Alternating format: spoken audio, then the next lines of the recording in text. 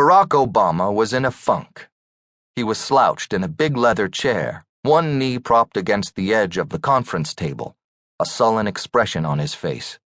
For the past half hour, he'd been listening with mounting exasperation as two of his closest advisors, David Plouffe and Valerie Jarrett, indulged in a heated debate over how to save him from political calamity.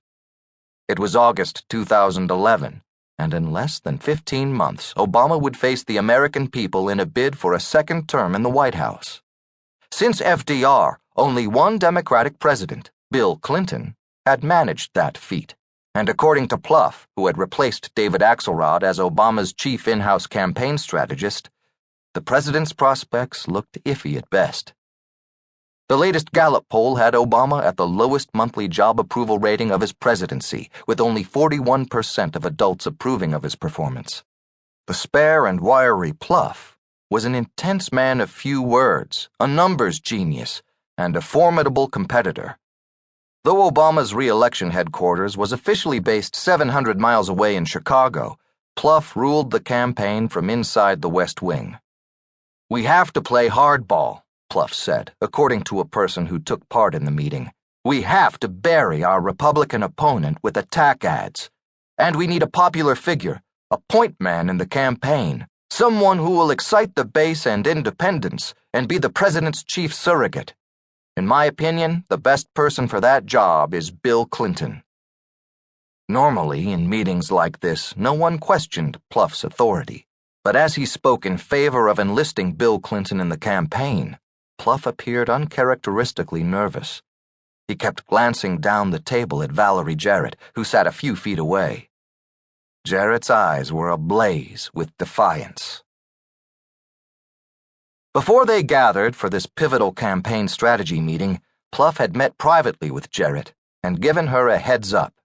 He told her that he planned to urge Obama to approach Bill Clinton, who was widely despised by members of Obama's inner circle, and ask the former president for help in the coming electoral struggle. As Plouffe expected, his proposal did not go down well with Jarrett. Her dislike of the Clintons, especially Bill, seemed boundless.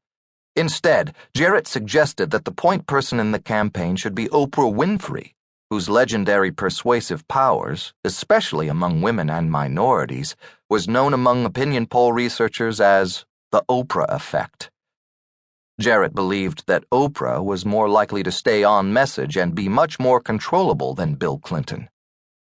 During the 2008 presidential election, Oprah had taken a big gamble with her TV ratings by shedding her nonpartisan reputation and going all out for Barack Obama.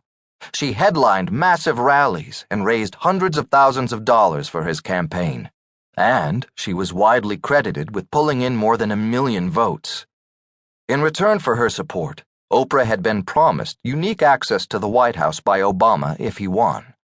She would get regular briefings on administration initiatives and advance notice on programs which would give her invaluable material for her fledgling cable venture, OWN, the Oprah Winfrey Network.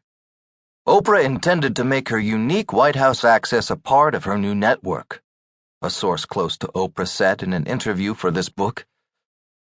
There were big plans, and a team was put together to come up with proposals that would have been mutually beneficial. But none of that ever happened. Oprah sent notes and a rep to talk to Valerie Jarrett, but nothing came of it. It slowly dawned on Oprah that the Obamas had absolutely no intention of keeping their word and bringing her into their confidence. In a snit, Oprah banned the Obamas from her The Oprah magazine, and rumors persisted that she would sit out the 2012 election. Clearly, Oprah believed she was being rebuffed at the level of Michelle and Valerie, this source continued. And just as obviously, President Obama didn't interfere on Oprah's behalf. It appeared to Oprah that Michelle was jealous of her, furious that Barack was seeking her advice instead of Michelle's.